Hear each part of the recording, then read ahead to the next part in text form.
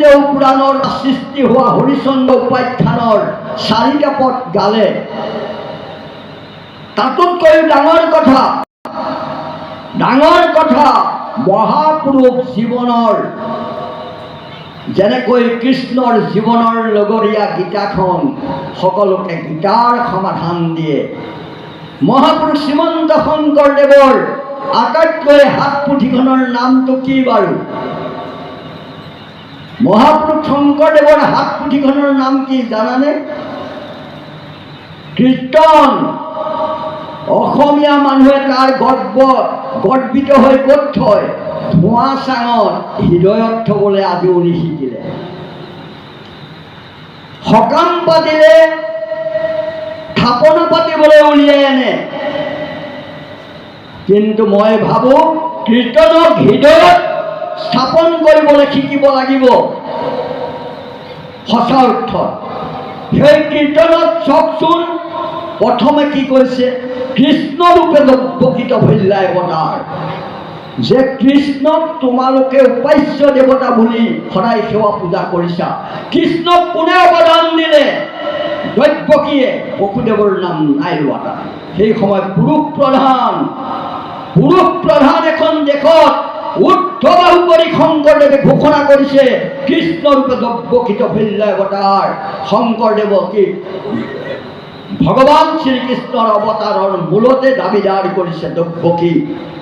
শ্ৰীৰামৰ ৰূপে কৌশল্যাত অৱতৰী শ্ৰীৰামচন্দ্ৰ অৱতাৰৰ মূলতে দাবীদাৰ কৰিছে কৌশল্যা। বামন স্বৰূপে অদিতিৰ বাক্যপালি বামন অৱতাৰ বটু অৱতাৰৰ মূলতে দাবীদাৰ কৰিছে সত্যাৱতী অদিতি। গতিকে দেৱমাতা অদিতি, কশ্যপক নহয়। আকৌ ব্যাসনামে ধন্য সত্যাৱতীৰ সন্ততি, যে ব্যাসৰ দৰে নহ'ব নোপজিব কবি। অৱতাৰৰ মূলতে দাবীদাৰ কোন? নাৰী সত্যাৱতী, আপোনালোকৰ উপৰি নাৰী সত্যাৱতী। আকৌ ৰোহিণীত ভল্য হৰিৰাম অৱতাৰ। চব কীৰ্তনৰ বস্তু কৈছোঁ মই, হাত পুথিখনৰ কথা। সুঠান সুন্দৰ বলৰামক কোনে অৱদান দিলে? ৰোহিণীয়ে দিলে, পুৰুষক কালি নায়না। আকৌ কৈছে কয়া ধূপৰ লগ মতা, ধূপৰ সুনীতি যথা। কয়া ধূৰ বাবেহে বোলে প্ৰহ্লাদৰ দৰে দৈত্য কুলত ভক্ত প্ৰহ্লাদৰ জন্ম হ'ল। উদ্যান পাতৰ দৰে দৈত্যু দুদান্ত দানৱৰ ঘৰত সুনীতিৰ বাবে ধ্ৰুৱৰ জন্ম হ'ল। এতিয়া মোৰ আপোনালোকলৈ প্ৰশ্ন, আমি কয়া ধূপ সুনীতি সত্যাৱতী কৌশল্যা দৈৱকী ৰোহিণীৰ কথা কৈয়ে সামৰিম নে?